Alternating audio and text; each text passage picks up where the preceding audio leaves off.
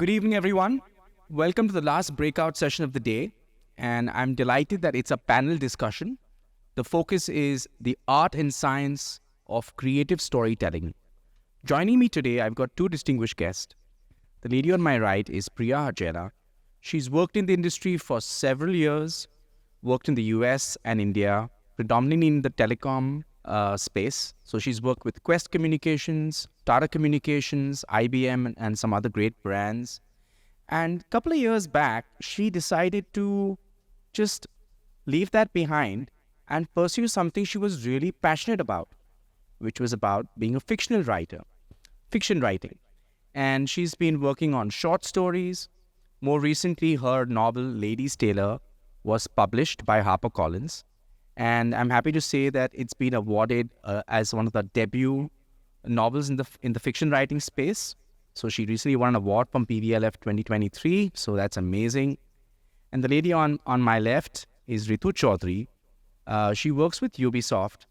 As many of you may know, it's one of the biggest game publishers globally, a French-based firm. They have a fairly large setup here in Pune. And Ritu comes more from the testing space, like quality control, quality testing. She's had a long run with a lot of financial service providers. So she's worked with some of the largest multinational banks that you may have heard of, Barclays, ABN AMRO, to name a few. And it's just more recently that Ritu has taken that kind of role at Ubisoft. And what we're going to discuss today is creative storytelling, right? So Priya, I was hoping we'd start with you. Maybe you can tell us what really is creative storytelling? Okay, so I'm going to tell you what creative storytelling is from a couple of perspectives. So basically, I think from an everyday life, it is digging a little bit below the surface. It is trying to understand, where people are coming from, what their environment is, what their situation is, what their desires are, what is their reason for existence. It is an attempt to understand that and not just an exchange of facts and an exchange of numbers and so on. From a fiction writing perspective, so that's life, right? So in general, I think that storytelling is a way that you communicate, right? It is a way that you kind of try to go beyond what is visible, right? From a writing perspective, a good story and a good and a character or a storyline is about a character who yearns for something. So if you translate that to real life, I mean, everybody yearns for something. And if you understand what the person you're talking to is yearning for, you will understand them much better, right? You will have a much better understanding of them. The other part of good story telling from a fiction writing perspective is that, so that yearning has to be there, otherwise you're not going to have a good story. The other part is that there's always going to be a lot of resolutions and reversals, which is what actually keeps people engaged and keeps people interested in turning the pages, because you think that it's over, but it's not, because something else happens. And so this is like a very key component of storytelling, because you have to keep your audience engaged, especially in this day and age of, everything sort of moving so quickly and short attention spans and so on. So I have a very quick example of what we did recently. So I'm a member of an organization called Social Venture Partners. It's a philanthropic organization with 8 chapters across India. Pune has a chapter. And recently, every year, each chapter hosts everybody else, from the other 8 chapters, anybody who wants to come from the other cities. And we talk about the NGOs that we support. And we support 7 in Pune at the moment. We've just added a couple more. And so typically what happens at these sessions is there'll be a presentation. There will be, we had this impact and we impacted so many people and blah, blah, blah. So they asked me, they said, can we do something a little bit different? So I said, yeah, I think we can do this a little bit differently. We can tell the stories of the founders, the NGO founders. NGOs are completely different. They do very, very, one is a teaching. I called I Teach. They're very different, different areas, right? So we did. I talked to each of the founders and I wrote their stories. And interestingly, the trajectory of each of the founders is very similar, even though they've ended up in very different places. But the audience, when we had that presentation, when we talked, we actually had professional storytellers tell each story of each of the founders. And when they told the story, it was not about the NGO. It was not about. It was about their the individual, their how they got to where they were, their little joys and little glories and the setbacks and the challenges and how they kept themselves going and motivated and so on. Individual stories which really connected with the audience. So that's my kind of perspective on storytelling and what it manages to do. Because I know that if we had done that, the PPT version, I think I just don't think we would have got the kind of response and feedback that we did.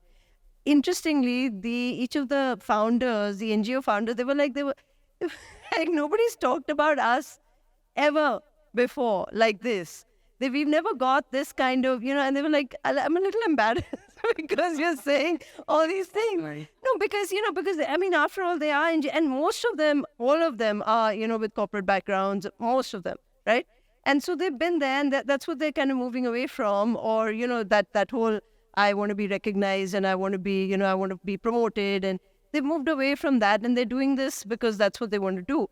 But they still have stories and you still have to hear those stories because that's what makes them special. That's a good answer as any. When you look at marketing and brand communication, it's gone through so many different phases. So back in the day, brands and what they used to really do is they used to talk about what they offer. So all communication was based on, this is what we have. And then they said, hey, many people are doing this, so we need to do this a little differently. So they started doing research and they started looking at what customers want. And instead of talking about features, they started talking about customer benefits and saying, use our product, this is the benefit that flows to you. But then again, that space got too competitive, too crowded.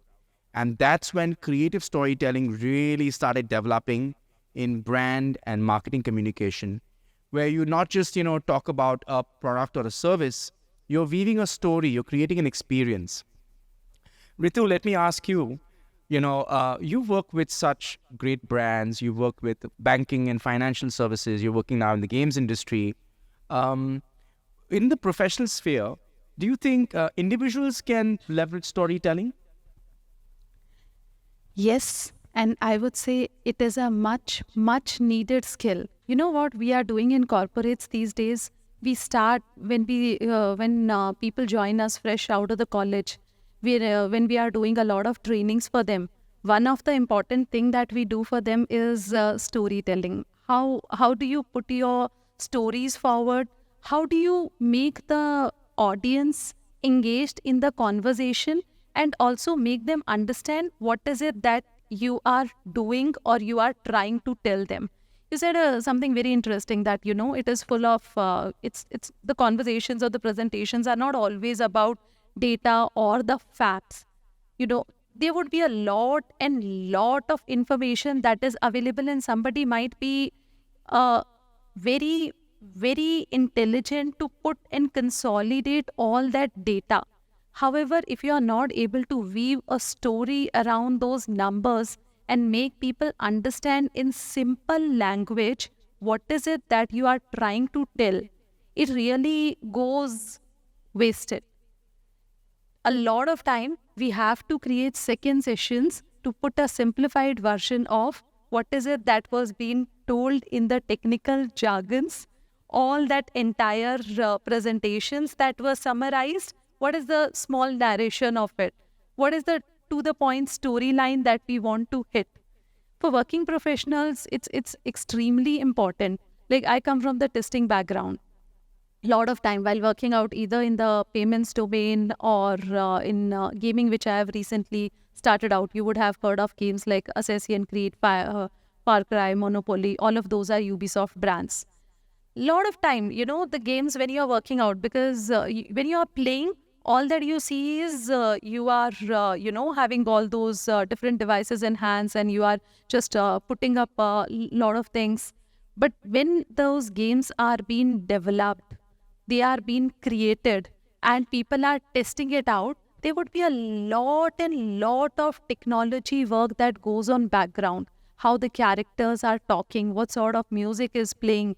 In fact, when the music is playing, is the character dancing accordingly? Are the moves heading in the right direction? Or in fact, in the fighting games, if you are, shooting the bullet, when I'm shooting the bullet, is it hitting the same, is it going in the direction where I'm shooting, or it is going in this? And trust me, the bullets goes here and there.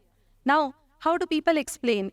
Few of them will, talk in terms of, when the bullet is shot, it is going at these many frames per second, and it is hitting in this direction. And technically, what is happening when this person is hitting the bullet and the other person is hitting the bullet, though they are in front of each other, the bullets are not hitting each other. The bullets are going here and there. You have to tell the right storyline in simple words so that the developers can understand, prioritize your work, and fix it out. Because if you will be putting up a lot and lot of facts or data around it, while there is a lot of tech data that would be definitely required to solve your issues, but if you are not able to narrate those storyline in simple language for other people to understand, they'll just, put it in the shelf. Okay, this is something, it looks complicated. We'll look at it. Really need to brainstorm and understand what the person is trying to say. But it definitely helps to prioritize a lot of things. And in fact, for growth in career, people who are able to say exactly what is required, narrate their work, they definitely go a long way. That's really, really important. Keeping things simple and keeping things in a way that everyone can understand really helps you go far. I was reading an interesting article in the Harvard Business Review, and they'd conducted this research. And the research basically was on how people perceive a piece of content which has got a lot of jargons and a lot of technical terms versus a piece of content which is written in very simple language. And the study showed that people prefer the second option, and people thought that the content created in simple language is coming from a more authoritative source. Because if you think about it, when you meet people who are experts in their field, they have this knack, this ability to break things down in very simple terms. And when they explain it to you, you have a eureka moment. You're like, oh, I didn't see it that way. Thank you for explaining it to me. Priya, I wanted to ask you an interesting question. So many times as a fiction writer, you're creating a story, you're building a character. From where do you seek inspiration? So this is something, I think this is something we were, we were talking about in our other conversation as well.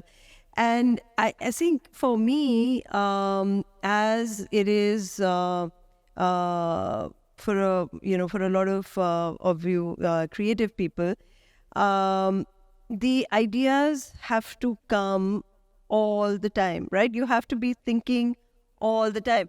As I was telling these guys, right, in the corporate world, in the traditional corporate world, there is a build up. You kind of build and you grow and you get promoted. And there's things that you've done in this role that you can take on into the next role. When it comes to the kinds of things that I do, I start from ground zero each and every time. I have to come up with something completely new. So my first novel is historical fiction set in the time of partition. I did that because I wanted to learn more about partition. My grandparents came from Pakistan to India. And I kind of did a lot of research, but the research doesn't tell you what the story is going to be about. The research only gives you a backdrop and it tells you. So I start with that, and that's where my ideas, that's where my, what is it that I want to know?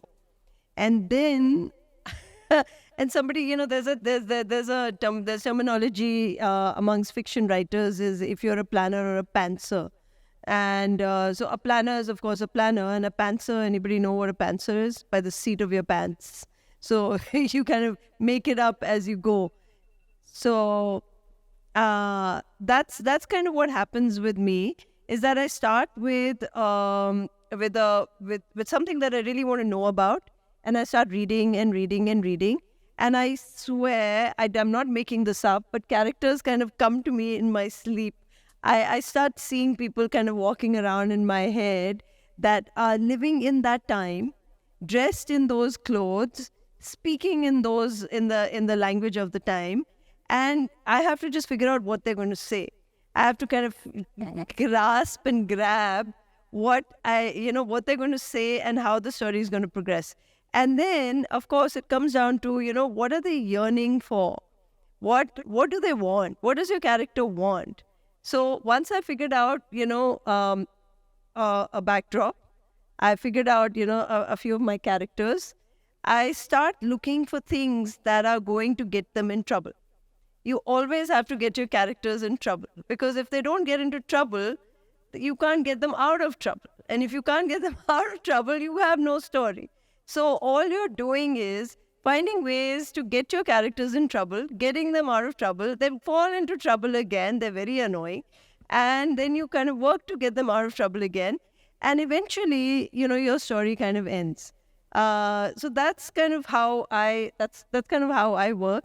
My second book is something that I wanted to find out more about, which is, why do people do like really dangerous things at a risk to their own lives for some cause, or more than likely? Like, why do people?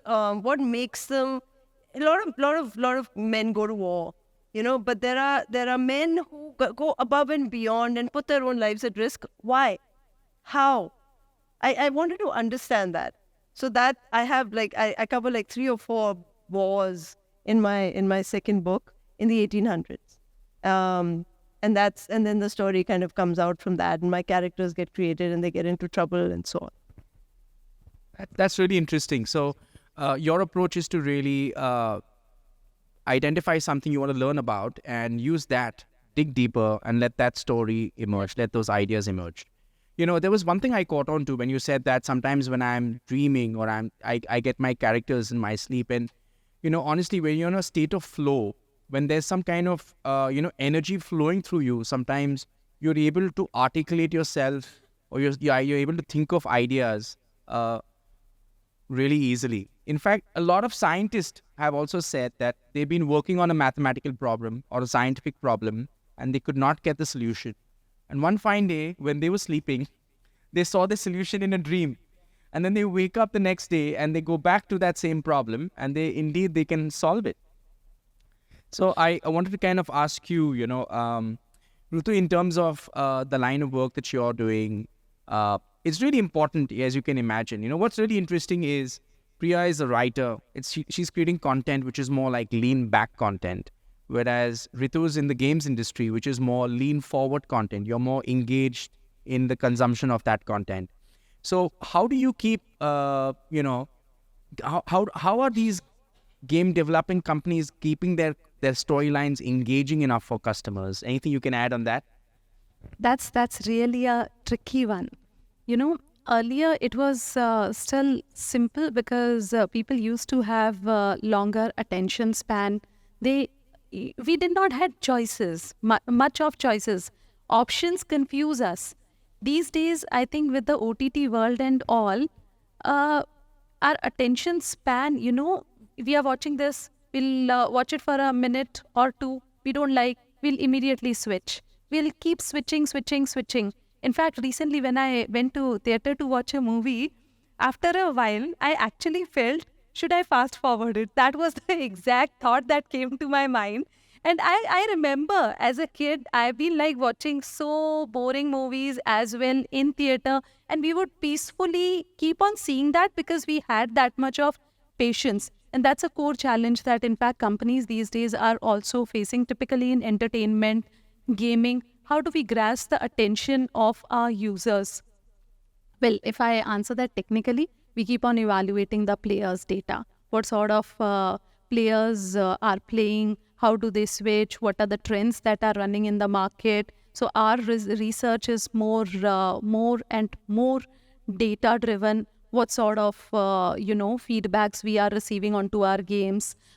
We capture different kind of player insights as well when people are playing those games, and that helps us understand what are the core features, core areas in the game which people are playing more, which is giving them fun. Should we make, our bot more intelligent? Can we, for example, in the game of chess or others, how you'll not like if, the bot that is playing against you is making so easy moves. After a while, you'll actually leave that game. You'll not get into it. So you would be looking out for a proper AI-driven bot that is giving you exactly playing like how Vishwanathan Anand is playing in front of you. You may be losing it out, but you like that how those things are happening. So in terms of gaming and other areas, we actually analyze more and more of data that starts giving us insights on which areas we should be heading or where. However, creativity has its own value. A lot of things, when games are developed or the idea is conceived and people are working more onto the inception thing, that, when we get the funding, this is the game that we would be working it out.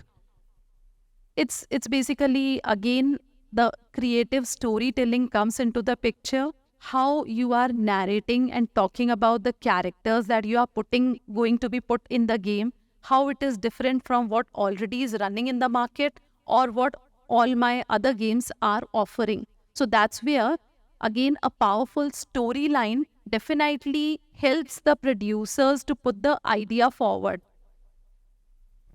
That's awesome. Today we're living in a world where there's such a proliferation of data. Data points are being captured across multiple facets of a business's operation. And brands and companies are using this data, getting customer insights. And then going forward, those customer insights are then translated into a storytelling kind of format and leveraged in marketing and communication. So it's really interesting. It's a cycle that keeps continuing. The more the brand goes out, the more data gets collected. The more data leads to more insights. Insights leads to storytelling, and again, new communication. I wanted to ask you, Priya, you're a historical fiction writer, and many times in your stories, you are maybe taking some liberties. You're being creative. But how do you balance authenticity and creativity? Yeah, I think that is a very, very important question. And it's not, I write historical fiction, so my dates and my events and have to be accurate. I don't want people to look stuff up and say that, this didn't happen and that, and so on. So that is extremely important. I think it's the same thing. The same thing holds for corporates, because there is an underlying backdrop, as I would say, right? I mean, the research and the work that gets done in order to create a blueprint. This is kind of the path we're going to take.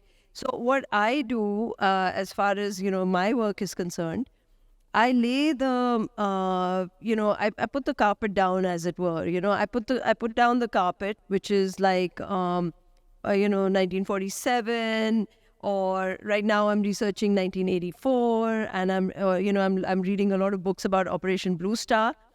And what I'm doing is making sure that I'm really everybody knows about Operation Blue Star, right? Okay. Sorry. But what I'm doing is now I'm thinking of my characters as they, kind of float on top of this carpet, right? And what they're going to do and how they're going to interact. So it's kind of that. But the thing is, what's in your hands is, once the carpet is laid, do you want to dance on it? Or do you want to just lie on it? Or do you want to do forward rolls on it? that's up to you. And that's what I do with my stories, is I build my characters on top of those events. So they can be going in the Golden Temple and out of the Golden Temple, or in the bazaar or out of the bazaar, or, that is going to happen with my characters, which is the storytelling, which is what is, which is what is unique, which is what I think has to be done by each one of us when we're communicating, right? So you've got the backdrop, but you have to create on top of it. But that backdrop has to be solid, and you can't waver on that, and you can't be wishy-washy about that. I'll just add up something over here, talking about authenticity. In gaming world also, we try to be authentic with the background work that we are doing. So recently we launched up Assassin's Creed and we recreated the city of Baghdad. So actually people have done a lot of work to even understand how things were at that time, creating those cities. And today we have launched our Motorfest, the crew, and we have added a one city, Hawaii. It's super craze, and people actually try to go when doing the racing and all. Let's go into those lanes of Hawaii. Let's go there. So, and our developers, they do that much of due diligence with the maps, how things are looking with the real world, and then you try to put up a story on top of it, how your world looks like and how your characters are roaming across in that. Yeah, That's really nice. I want to ask a question which I think a lot of students out there may want to know. So we have students here who are interested in art and design, and they maybe want to pursue different fields, but let's say they're creative professionals. So what skills or what traits do students need to succeed as a creative professional? So I think I can speak about this a little generally, or in what entailed me, what were the changes I had to make. I had to actually re-hone certain skills. In that, I worked in the corporate world for 22 years. And there are a lot of rules, there are a lot of guidelines, there are a lot of, this is how we're going to do this is how it is to be done. And you kind of have blinders on. You do work with blinders on, which is something that if you are going to be a creative person, if you are a creative person, I think everybody knows this, you can't have blinders on, right? You have to be looking around. So I think the one thing that, the few things that I think I had to relearn, observation, making, I make notes all the time. I write little things, while I'm walking, I'll take my phone out and I'll jot a few things down. And, which is something that, and I'm always thinking about my stories. When I was working, and 22 years is a long time, when I came home, I did not want to think about work. It's compartmentalized. I don't think you can do that with creativity. I don't think you can compartmentalize it. It rules your life in every facet, in every way. So I think there is observation, there is listening, and I have a cute little story about this, because there is when you're listening to people, you're not just listening to their words, you're also looking at their body language, and you're looking at different nuances. So my husband and I have been married for 30 years this year. 30. And a few years ago, I think we were getting on each other's nerves. And he would do this, this breath, deep, this exhalation. And every time, and he would do that when we were in a conversation, he would suddenly go, not hey, like that, but just like he's doing like yoga, And I watched him. I observed this for over a year, okay? And after that, I was like, just stop it, okay? I know exactly what you're doing. You think I don't know? He's like, but how did you know? How did you know that I was doing it? So I said, you're doing it so that you don't argue with me, right? So that you kind of say, it's okay. She can say what she wants. I'm just going to go. But I was observing, I was paying attention. And to be honest, if I was still working in the corporate world, I would just not be clued into that at all. Because I would not notice. Like, okay, he's not saying anything. I guess he agrees with me. Carry on.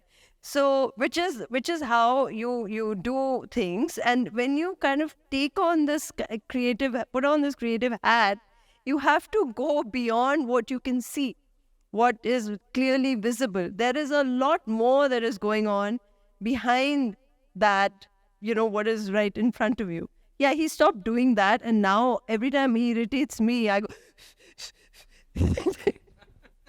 Oh my God. Ritu, would you like to add something? Yeah, I'll just add up three things over here. What I feel is there are a lot of courses, a lot of stuff that is available, and students can identify, what is it that you want to do. Stay focused around it and understand one thing very clearly. You are not going to be succeeded at first point you do with whatever skills you are opting upon. People whom you see, they appear perfect. They have really done tons and tons of hard work behind that. So whatever you want to opt for, go for it.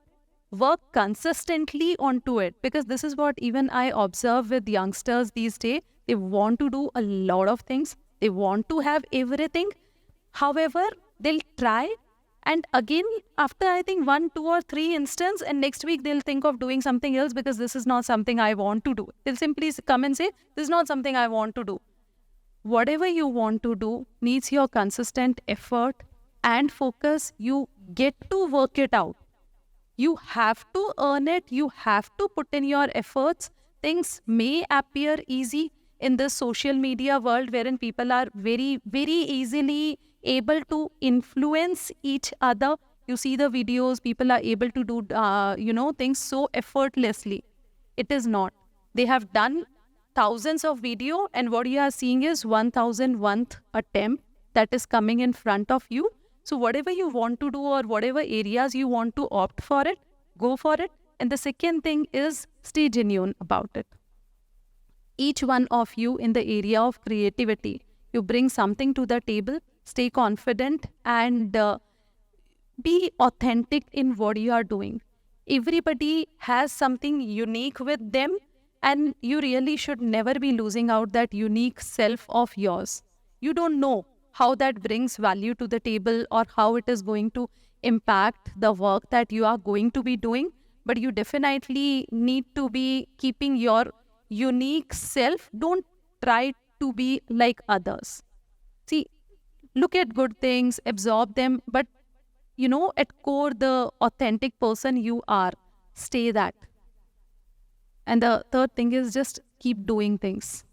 Consistency is something that will, help you out ever in life. You have to stay consistent with whatever you are opting for.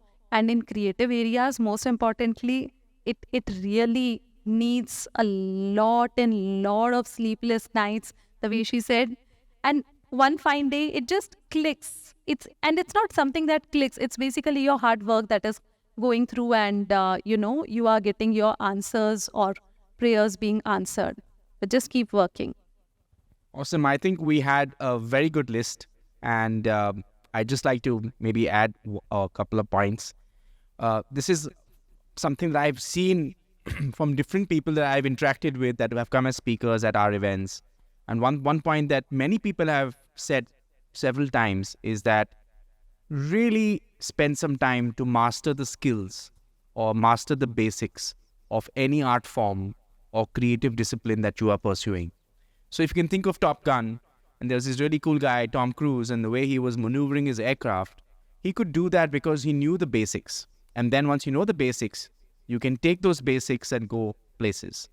The second thing is to really be open to inspiration and ideas from different disciplines. So you could be a student of fashion design and you could be moved by music. You could be a student of graphic design and something that's happening in AI and the metaverse could inspire you. So be willing to take ideas and expressions and thoughts from different disciplines. Thirdly, as you develop, everyone develops this sense of creative ego. I made it. but always be humble and grounded and be willing to accept feedback and criticism from different sources. That may come from someone senior than you, and in some cases, as you progress in your career, it may come from someone junior than you. But it's important to take it in the right light and work with things constructively. And lastly, no matter what you do, any job, any discipline, it's about working with people. So learn to be nice, play nice. You got to work with people, you got to collaborate with people. So it's really important to do that, right? It's been a fantastic discussion. I really want to thank you, Priya and Ritu, for making time in your day to come here. Let's give both of them a big round of applause.